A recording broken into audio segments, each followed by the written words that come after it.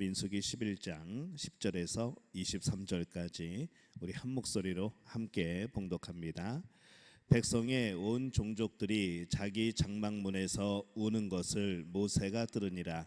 이러므로 여호와의 진노가 심히 크고 모세도 기뻐하지 아니하여 모세가 여호와께 여짜오되 어찌하여 주께서 종을 괴롭게 하시나이까? 어찌하여 내게 주의 목전에서 은혜를 입게 아니하시고 이 모든 백성을 내게 맡기사 내가 그 짐을 지게 하시나이까? 이 모든 백성을 내가 배웠나이까? 내가 그들을 낳았나이까? 오직 주께서 내게 양육하는 아버지가 젖먹는 아이를 품듯 그들을 품에 품고 주께서 그들의 열조에게 맹세하신 땅으로 가라 하시나이까? 이 모든 백성에게 줄 고기를 내가 어디서 얻으리이까? 그들이 나를 향하여 울며 이르되 우리에게 고기를 주어 먹게 하라 하온즉 책임이 심히 중하여 나 혼자는 이 모든 백성을 감당할 수 없나이다. 주께서 내게 이같이 행하실진대 구하옵나니 내게 은혜를 베푸사 즉시 나를 죽여 내가 고난 당함을 내가 보지 않게 하옵소서. 여호와께서 모세에게 이르시되 이스라엘 노인 중에 내가 알기로 백성의 장로와 지도자가 될 만한 자 70명을 모아 내게로 데리고 와 회막에 이르러 거기서 너와 함께 서게 하라. 내가 강림하여 거기서 너와 말하고 내게 임한 영을 그들에게도 임하게 하리니 그들이 너와 함께 백성의 짐을 담당하고 너 혼자 담당하지 아니하리라. 또 백성에게 이르기를 너희 몸을 거룩히 하여 내일 고기 먹기를 기다리라. 너희가 울며 이르기를 누가 우리에게 고기를 주어 먹게 하랴? 애굽에 있을 때가 우리에게 좋았다 하는 말이 여호와께 들렸으므로 여호와께서 너희에게 고기를 주어 먹게 하실 것이라. 하루나 이틀이나 닷새나 열흘이나 20날만 먹을 뿐 아니라 냄새도 싫어하기까지 한 달 동안 먹게 하시리니 이는 너희가 너희 중에 계시는 여호와를 멸시하고 그 앞에서 울며 이르기를 우리가 어찌하여 애굽에서 나왔던가 함이라 하라. 모세가 이르되 나와 함께 있는 이 백성의 보행자가 60만 명이온데 주의 말씀이 한 달 동안 고기를 주어 먹게 하겠다 하시오니 그들을 위하여 양떼와 소떼를 잡은들 조카오며 바다의 모든 고기를 모은들 조카오리이까? 여호와께서 모세에게 이르시되 여호와의 손이 짧으냐? 내가 이제 내 말이 내게 응하는 여부를 보리라. 아멘. 할렐루야. 하나님의 은혜가 오늘 이 밤에 또 기도의 자리로 나온 우리 믿음의 가족들을 또 축복하고 사랑하고 환영합니다. 하나님은 이 모세를 통하여서 이 종살이를 하던 이스라엘을 애굽에서 이끌어냅니다. 이스라엘 백성들은 하나님이 내려주시는 엄청난 기적을 경험을 하죠. 그러면서 이 가나안 땅을 향하여서 나가게 됩니다. 하나님은 만나를 통하여서 하나님이 그들 모두를 먹이신다는 것을 알려주셨고 또 이제 안식일 때는 그 만나를 거두고 그 다음 날은 쉬는 그러므로 통하여서 이제 주 안에서 안식하는 그러한 것도 가르쳐 주십니다. 이것을 통하여서 자신들의 노력만으로 먹고 사는 것이 아니라는 것을 분명히 보여주시는 것이죠. 안식일 정신이 이제 그런 의미입니다. 그런데 이 출애굽의 대열에는 유대인뿐만 아니라 아마 이 다른 종족 어쩌면은 이 유월절 때 광고를 잘 듣고 어린 양의 피를 문설주에 바른 애굽 사람들도 어쩌면 포함되었겠다라는 생각도 해보는 것이죠. 그리고 당시에 노예들이 이스라엘 백성뿐만 아니라 다른 민족들도 같이 있지 않았었을까라는 생각도 해봅니다. 그래서 이 다른 종족의 사람들도 합류를 하고 결국 그들이 이 하나님을 알지 못하는 그들이 탐욕을 부리고 결국 불평거리를 만들게 되는 것이죠. 하나님이 내리신 만나를 비방하기 시작합니다. 근데 그것이 거기서 끝나는 것이 아니고 전염병처럼 그 불만이 이렇게 확장되는 것이 보입니다. 이 부정적인 생각이 전염이 돼서 결국 탐욕이 불평의 원인이 되어지고 나중에는 멸망과 또 심판의 그런 원인이 되어지는 것을 오늘 말씀 속에서 우리가 보는 것이죠. 이스라엘 백성들이 이렇게 말합니다. 민수기 11장 4절에서 6절에 보면은 그들 중에 섞여 사는 다른 인종들이 탐욕을 품음에 이스라엘 자손도 다시 울며 이르되 누가 우리에게 고기를 주어 먹게 하랴. 우리가 애굽에 있을 때에는 값없이 생선과 오이와 참외와 부추와 파와 마늘들을 먹은 것이 생각나거늘 이제는 우리의 기력이 다하여 이 만나 외에는 보이는 것이 아무것도 없도다 하니, 이렇게 말씀을 기록을 합니다. 이 만나는 하나님께서 하나님의 약속을 따라 광야로 나온 백성들을 살리시고 책임져 주시기 위한 은혜의 양식인 것이죠. 그런데 이들이 그 은혜의 양식에 대해서 불평을 합니다. 처음에 그들이 이 만나를 처음 하나님이 주셨을 때 뭐라고 그랬냐면은 희고 꿀 섞은 과자같이 맛있었다라고 그들이 말을 합니다. 근데 지금 이들이 불평하면서 하는 이야기는 무엇인가 하면은 기름 섞은 과자 같다. 느끼해서 못 먹겠다. 도대체 이거를 어떻게 매일 먹을 수가 있냐라고 불평하기 시작하는 것이죠. 불평은 결국 또 불평을 불러옵니다. 그들은 이제 고기가 먹고 싶다고 아우성이죠. 만나는 은혜이지만은 고기는 결국 탐욕의 결과였습니다. 더구나 이 애굽의 먹거리를 추억해내죠. 애굽에 있을 때는 공짜로 생선도 먹고 오이도 먹고 수박도 먹고 부추도 먹고 파와 마늘도 먹던 일이 이제 눈에 선한데 이제 우리 눈앞에는 이 만나밖에 없다고 그렇게 이제 불평을 하는 겁니다. 근데 생각해 보면 그렇죠. 이 바로 왕이 차려준 식탁이 하나님의 식탁보다 더 좋았겠습니까? 솔직히 자기들이 애굽에서 종노릇밖에 더 했겠습니까? 마치 엄청나게 잘 살았던 것처럼, 무슨 그런 이집트의 애굽의 왕 귀족처럼 살았던 것처럼 지금 이렇게 말을 하고 있는 것이죠. 자신들에게 불리했던 내용들은 쏙 빼놓고 자신들이 조금 누렸던 것들, 그것만을 굉장히 크게 부풀려서 지금 말하고 있는 겁니다. 이들은 무슨 일만 있으면은 자꾸 뒤를 돌아다 보는 것이 버릇이 되어지는 것이죠. 더구나 노예 생활이 어디 가서 자랑할 일은 아니지 않습니까? 나라가 힘이 없어서, 백성이 힘이 없어서 노예 생활을 하게 되어지는데 그 수치스러운 과거를 미화까지 시키면서 그때 더 잘 먹었다고, 그때 더 잘 살았다고 지금 상황을 불평하고 있는 것이죠. 이 부정적인 생각은 특성이 그렇습니다. 있는 것보다 없는 것을 더 크게 봅니다. 노예에서 자유인이 된 그때의 감격을 잊은 채 얼마 지나지 않아서 그 감동과 감격이 지금 원망으로 그들에게 다가오는 것이죠. 그리고 그 모든 원망의 화살이 어디를 향해 가는가 하면은 모세를 향해 가고 하나님을 향해 가는 겁니다. 근데 우리는 이 장면에서 뜻밖의 모세의 또 다른 모습을 보는 것이죠. 모세 우리는 굉장히 강하고 정말로 대단한 사람이라고 생각을 하는데 굉장히 연약한 오늘 모세의 모습을 그리고 있습니다. 모세는 어떤 역할을 해야 되는가 하면은 백성들의 원망을 들을 때에 꾸짖고 또 바로 잡아야 될 그런 지도자입니다. 근데 지금 모세가 흔들리고 있죠. 백성들이 원망하면서 막 울먹이고 그럴 때에 하루아침에 이 모세 스스로가 죄인이 된 것처럼 그런 느낌을 받습니다. 그래서 하나님께 아뢰죠. 어찌하여 하나님이 주의 종을 이렇게도 힘들게 합니까?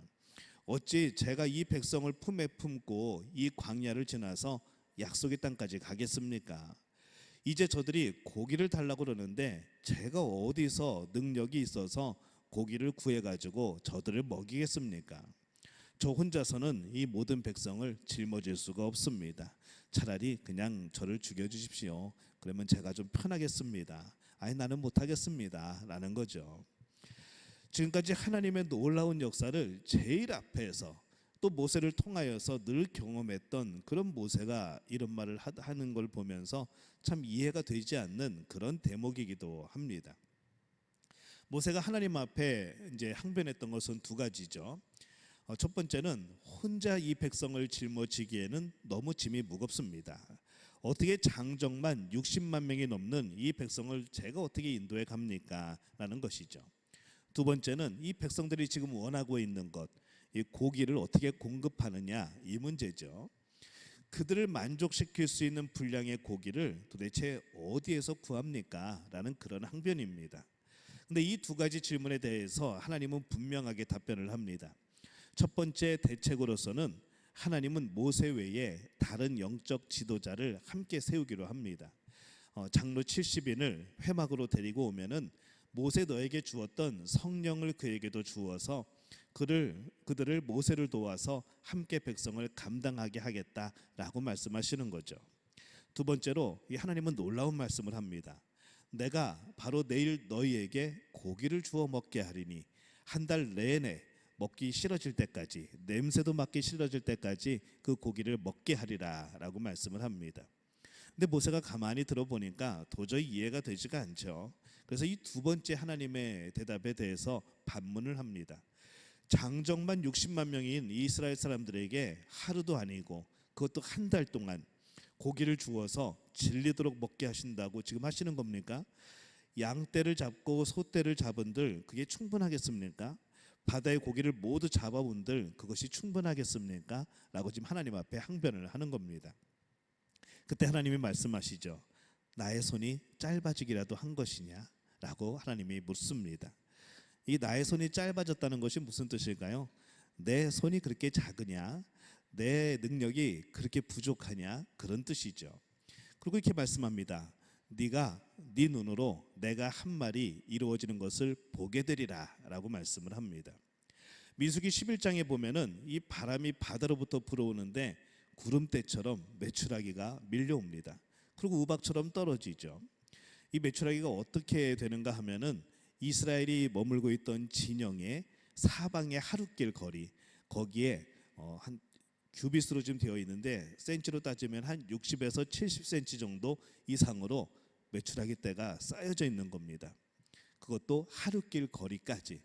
그러면은 여러분 상상을 해보시면은 오늘 여기서 출발해 가지고 하루 종일 걸어서 한 방향으로 갔을 때 거기까지 메추라기 떼가 60cm에서 70cm 사이로 쌓여져 있는 것이죠. 이 메추라기를 밟고 가야 되는 것인지 이것을 어떻게 또 가져올 것인지 다 먹으려면은 저 하룻길 거리 있는 데까지 가가지고 거기들을 그 메추라기를 모아가지고 다시 진으로 돌아오면은 이틀이 걸리겠죠. 근데 그 정도로 하나님이 내려주십니다. 하나님의 놀라운 능력이 나타나는 것이죠. 그래서 이걸 보면서 좀 이제 재밌는 생각은 하나님한테 구할 때 좀 적당히 구해야 되겠다. 적당히 요청하고 좀 하나님이 내가 감당할 만큼만 달라고 그렇게 해야지. 이게 하룻길 사이에 60cm에서 70cm 메추라기가 쌓여 있으면은 이게 은혜일까요? 이게 재앙일까요? 어떻게 보면은 은혜는 은혜인데 뭔가 이것이 내가 구하는 것에 대해서 이 하나님이 너무 부어주시니까 오히려 두려워지는 마음이 생기는 것이죠. 이 사건이 오늘 살아가는 우리들에게 과연 무엇을 의미할까 생각을 해보게 됩니다. 첫 번째는 인간의 탐욕에 참 끝이 없다는 것을 보여주는 것이죠. 남의 떡이 커 보인다는 그런 말이 있습니다. 애굽에서 종살이 할 때 학대를 받고 늘 핍박만 당했던 그들입니다. 간신히 그날 먹고 연명을 한 것뿐이죠. 해가 밝으면은 또 일해야 됩니다. 그리고 집에 돌아오면은 배고파주는 음식 조금 먹고 또 쉬고 또 일 나가고 그렇게 살았던 이 사람들이 하나님께 나 너무 힘들다고 도저히 이렇게는 못 살겠다고 우리를 구원해 달라고 그렇게 부르짖어서 하나님께서 구원해 주신 것이죠. 이 애굽에서만 나가기만 하면은 모든 것이 감사할 것 같은 그런 마음이었습니다. 그래서 기적적으로 구원해 주셨고 이 먹을 것이 하나도 없는 광야에서 하늘 양식인 만나를 주셨습니다. 근데 백성들은 지금 뭘 하고 있죠? 감사할 줄 모르고 오히려 원망하면서 오히려 그때 우리 좀 구해달라고 우리 좀 해방시켜 달라고 했던 그 생활을 다시 그리워하고 있는 겁니다. 이유가 뭘까요? 단지 고기가 없다는 이유로. 이 고기가 자신들의 자유를 반납해야 될 만큼 고기만 준다 그러면은 다시 애굽으로 돌아갈 만큼 그렇게 귀중한 것일까? 이 노예의 멍에와 바꿀 만한 값진 것이 이 고기인 것인가? 라는 생각을 해보게 되는 것이죠. 왜 이런 현상이 벌어질까요? 정말 그 고기보다 중요한 것은 자유이고 노예에서의 해방인데 왜 이들이 이렇게 여기에 그렇게 집착이 되어서 이런 실수를 저지르는가라는 것을 오늘 우리가 보게 되는 겁니다. 이 특정한 것에 대한 탐심은 마음을 왜곡시킵니다. 그들로 하여금 과거의 모든 것들을 아름답게 미화시키고 그리워하게 바꿔버리는 것이죠. 사람의 기억은 지나간 다음에는 좋은 기억만 남는 것이 대부분입니다. 그때 힘들고 그때 다투고 그때 싸우고 그때 불순종하고 그때 불평하던 것 생각 하나도 안 나죠. 시간이 지나고 나면은 그때 좋았다고 말을 합니다. 근데 정말 그 당시에 좋았는가? 여러분 솔직하게 생각해 보시기 바랍니다. 그때도 여러분들은 순종 안 했고 그때 여러분들은 속썩이었고 그때 여러분들은 불평했습니다. 근데 지금 우리의 기억 속에는 굉장히 좋은 것으로만 여겨지게 되는 것이죠. 이게 뭘까요? 우리들의 기억의 착각입니다. 우리는 매 순간을 살아가면서 그 순간에 우리는 충성을 다하는 것이죠.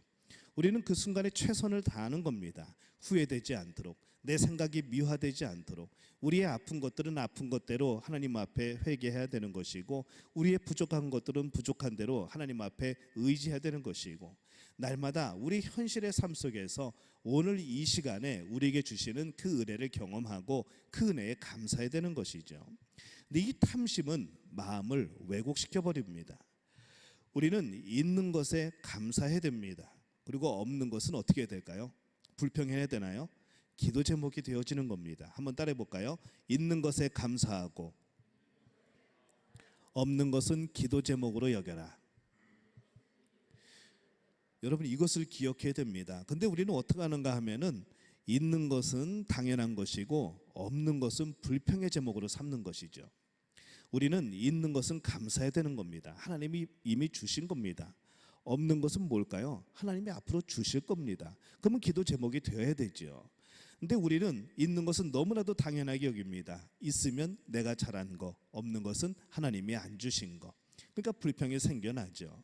그러니까 항상 있는 게 당연하다 보니까 뭐가 조금만 없어지면은 불평이 생겨나고 하나님을 원망하게 되고 기도의 자리에서 떠나버리는 것이 우리의 습성이라는 겁니다. 그래서 하나님은 이 탐심을 버리라 라고 경고하고 있습니다. 하나님은 탐심을 우상숭배라고 합니다. 골로새서 3장 5절에서 6절 말씀 우리 한 목소리로 함께 읽겠습니다. 그러므로 땅에 있는 지체를 죽이라. 곧 음란과 부정과 사욕과 악한 정욕과 탐심이니 탐심은 우상숭배니라. 이것들로 말미암아 하나님의 진노가 임하느니라. 아멘. 탐심이 뭘까요? 하나님보다 다른 것을 더욱더 갈망하고 소원하는 겁니다. 이게 탐심입니다. 탐심이 어떻게 우상숭배가 될까요? 하나님으로부터 와야 될 이 만족이 다른 무엇인가로부터 오게 되는 겁니다. 그래서 우상숭배인 것이죠. 우리는 하나님으로부터 주시는 것들에 의해서 만족해야 되는 겁니다. 그것이 아니라고 한다면 더 근본적으로 하나님으로 인해서 만족해야 되는 것이 우리들인 것이죠. 근데 우리가 그렇게 지음을 받았고 그렇게 창조되었는데 내가 하나님으로부터 만족하는 것이 아니라 하나님 말고 다른 것으로부터 만족을 얻으려고 하는 것, 이 자체가 우상이라고 하는 겁니다. 어떻게 이 탐심을 버릴 수 있을까? 물질이나 탐심이 무익하다는 것을 깨닫고 내 마음을 통제를 해야 됩니다. 욕망을 줄이고 거부하는 것이 참다운 행복을 얻는 것이죠. 그리고 이렇게 되기 위해서는 하나님 안에서 자족하는 그런 마음을 키워야 됩니다. 이스라엘에게 보여주신 기적들이 얼마나 많습니까? 우리가 출애굽기 말씀을 나누면서 여호수아 말씀을 나누면서 정말 그 안에 하나님의 놀라운 역사, 하나님의 손길, 기적들이 계속해서 나타납니다. 온통 하나님의 함께하심의 증거들 뿐인 것이죠. 이런 증거들을 기억만 하기라도 한다면은 우리가 인생을 살아가는 데 있어서 문제될 것은 없습니다. 그것이 광야이든 그것이 가나안 땅이든 그것이 어디이든 마찬가지로 우리는 하나님만 바라보고 살아갈 수가 있는 것이죠. 근데 그런 증거들이 마음에서 잊혀져 버리면은 결국 우리의 마음은 탐욕으로 향해 갈 수밖에 없는 겁니다. 모든 것이 원망거리가 되어지죠. 모든 것이 불평거리가 되어집니다. 그래서 이 탐심은 과거의 은혜를 잊어버리는 불신앙인 겁니다. 탐심은 장래의 은혜를 믿지 못하는 것이죠. 과거를 잊어버리고 장래를 믿지 못하는 것, 이게 바로 불신앙이라는 겁니다. 백성들이 하나님과 모세에게 쉽게 원망했던 이유는 굉장히 다양합니다. 첫 번째는 뭐 있는가 하면은 과거에 역사하셨던 하나님의 은혜를 잊어버린 겁니다. 신앙에 건망증이 걸린 것이죠. 두 번째는 고달픈 현실 속에서 하나님에 대한 첫사랑을 잃어버린 겁니다. 그 사랑이 식어져 버린 것이죠. 그러다 보니까 원망하게 되는 겁니다. 세 번째는 미래를 향한 하나님의 능력과 역사를 믿지 못했을 때 나타나는 것이 바로 이 원망이라는 것이죠. 이 하나님에 대한 불신앙이죠. 미래의 나를 이끄실 만한 능력이 없을 것이라는 그런 생각입니다. 이건 하나님을 믿지 않는 겁니다. 우리의 판단에 실망스러웠던 일들도 이 성경에 보면은 나중에는 선하게 이끄시고 오히려 더 복되게 하시는 하나님의 역사가 있습니다. 마치 요셉이 당한 일들을 볼 때에 당시에는 이게 얼마나 부당한 일입니까? 하나님이 주신 꿈을 꾸었고 그 꿈을 그대로 얘기했는데 형제들에게 죽임을 당할 뻔하다가 팔려갔는데 열심히 잘하고 있었는데 억울하게 누명 써서 감옥에 가고, 꿈을 잘 해먹여 주었는데 몇 년 동안 잊어버리고 자기를 찾지도 않고, 결국에 그런 모든 과정들, 죽을 뻔한 과정들, 정말 이유 없이 당하는 고난, 그 이후에 결국에는 하나님이 그 미래에 놀라운 복을 주시고, 이러기 위하여서, 이 백성이 살게 하기 위하여서, 유대인들이 그 명맥을 유지해 나가고 메시아가 그 줄기에서 오게 하기 위해서 하나님이 이렇게 그를 이끄셨구나라는 것을 나중에 발견하게 되는 것이죠. 그래서 우리는 이 과거의 실망이 미래를 기대하고 하나님을 소망하는 데에 방해가 되지 않게 해야 됩니다. 과거에 내가 응답하지 못했던 것, 과거에 내가 하나님 앞에 굉장히 섭섭했던 것, 이것 때문에 앞으로 미래에 대한 하나님이 나에게 주실 그런 소망들과 그런 복들에 대한 믿음을 저버리지 말아야 된다는 것이죠. 이 토마스 왓슨 목사님은 이렇게 말을 합니다. 그리스도인들을 슬픔에 빠지게 하는 것은 외적인 고생이 아니다. 마음에 스며드는 불만이다. 불만을 품은 사람은 자기가 하나님을 위해 하는 일이 너무 많다고 생각하고 하나님이 자기를 위해서 하시는 일은 너무 적다고 생각한다 라고 말을 합니다. 우리가 이런 모습은 아닐까 생각해 보는 것이죠.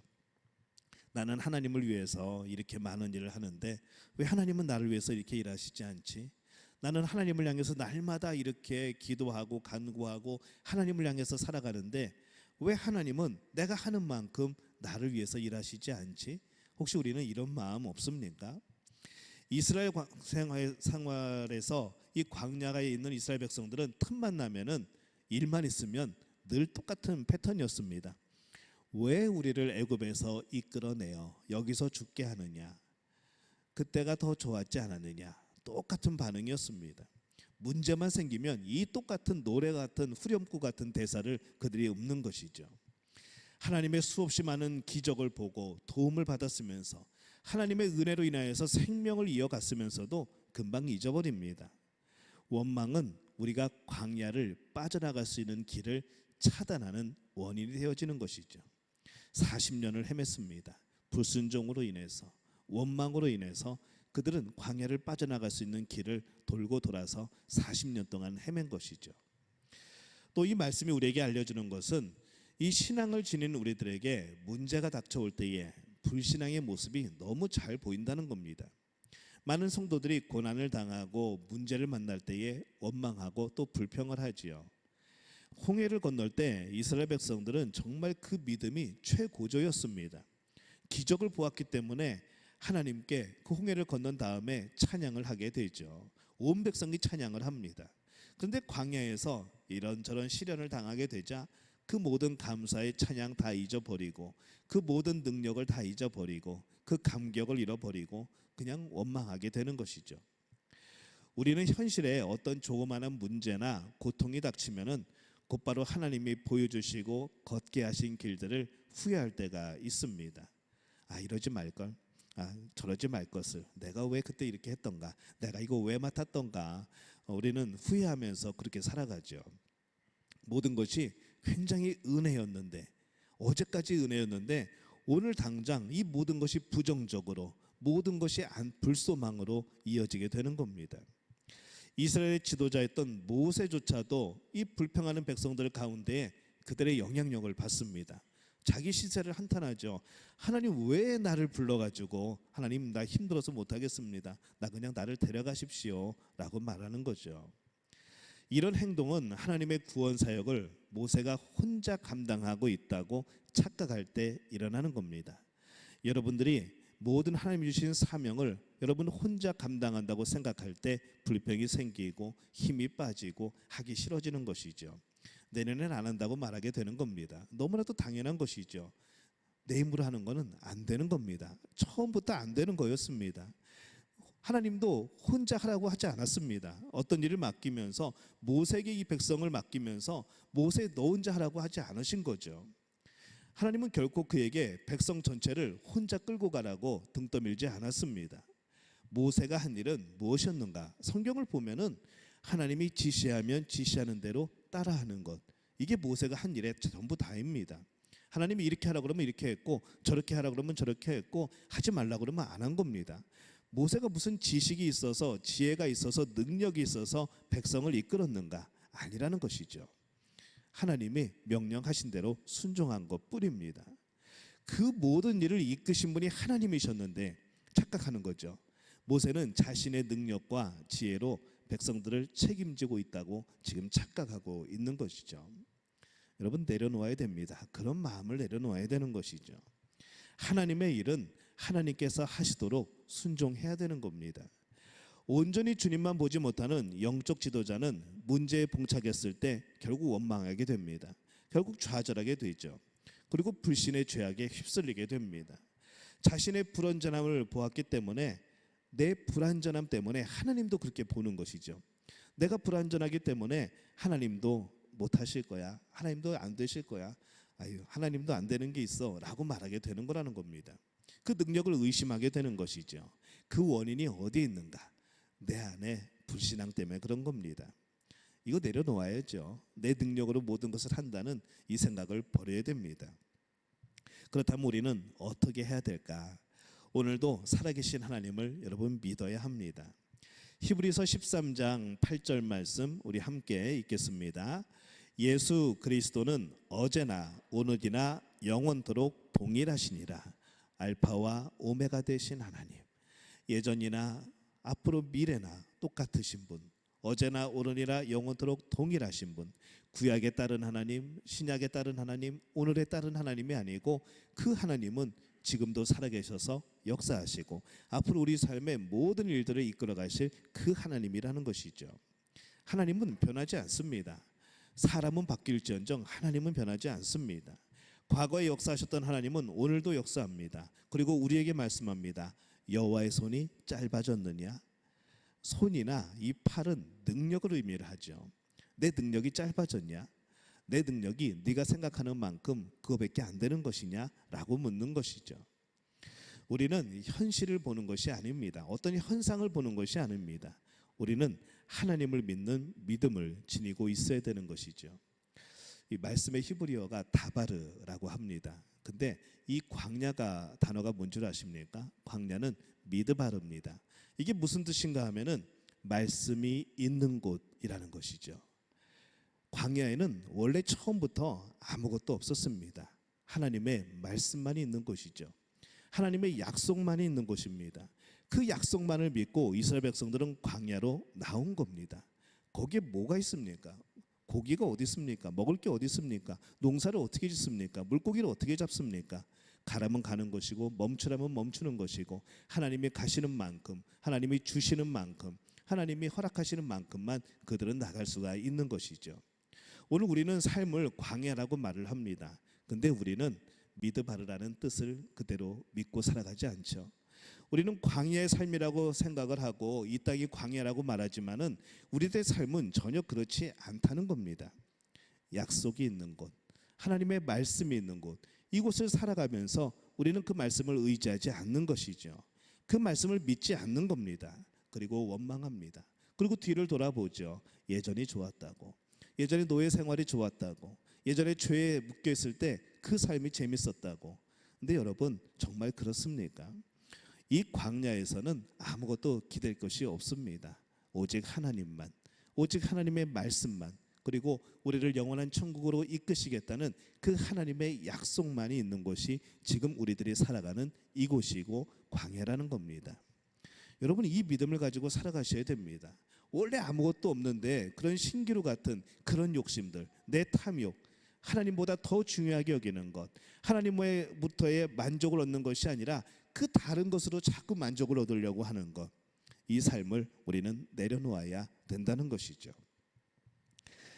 상황에 지배되면 안 됩니다. 믿음의 닻을 든든히 내리고 있어야 하죠. 믿음을 잃지 말아야 됩니다. 믿음을 잃으면 모든 것을 잃는 겁니다. 한번 따라해 볼까요? 믿음을 잃으면 모든 것을 잃는 것입니다. 만약에 우리가 어제 역사하셨던 하나님이 오늘 나에게 경험되지 않는다면 여러분, 그 원인을 어디서 찾을까요? 그 원인이 혹시 우리 자신에게 있는 건 아닐까 생각을 해보게 됩니다. 우리의 죄 때문에, 기도하지 않기 때문에, 내가 하나님을 믿지 않기 때문에 하나님의 놀라운 역사를 체험하지 못할 수 있다는 겁니다. 이것은 하나님의 문제가 아니고 우리의 문제인 것이죠. 죄악이 하나님과 우리 사이를 막고 있다면은 그 죄의 담을 허물어야 되지 않겠습니까?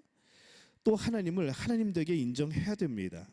믿는다고 하면서도 어려운 상황이 되면은 하나님을 어떤 수준으로 생각하는가 하면은 딱 내 수준만큼만 생각합니다. 내가 안 되는 것, 하나님도 안 된다고 생각하는 것이죠. 이건 건강한 믿음이 아닙니다. 하나님은 나를 초월하시는 분이죠. 어떻게 내 능력이, 내 수준이 하나님의 능력이고 수준이 될 수 있습니까? 하나님을 하나님답게 대접해야 되는 겁니다. 불가능을 가능케 하시는 위대한 하나님으로 대접을 해야 되는 것이죠. 사람들은 결코 불가능을 넘어서는 하나님의 일을 보지 못할 때가 많습니다. 모세조차도 그랬습니다. 자기의 상식, 자기의 능력, 자신의 수준만큼만 지금 하나님을 보면서 하나님 앞에 아유 하나님 어떻게 그게 되겠습니까? 라고 말하는 거죠. 그때 하나님께서 말씀을 합니다. 내 손이 짧아졌느냐? 내 능력이 그거밖에 안 된다고 생각하느냐? 내 능력이 네가 알고 있는 그 능력만큼이라고 생각하느냐? 너는 내일 내가 하는 놀라운 일들을 보게 될 것이다 라고 말씀하는 것이죠. 오늘 여러분에게 근심할 시간이 있다면, 오늘 여러분에게 두려워할 시간이 있다면 그 시간에 하나님 앞에 기도하시기 바랍니다. 믿음에 깨어 있어야 됩니다. 문제를 만나고서도 하나님을 찾지 않는 모든 자에게 하나님은 물어보고 계십니다. 나의 손이 짧아졌느냐? 다시 한번 하나님을 인정하는 그런 복된 우리 믿음의 가족들이 되어지시기를 예수님의 이름으로 축원합니다.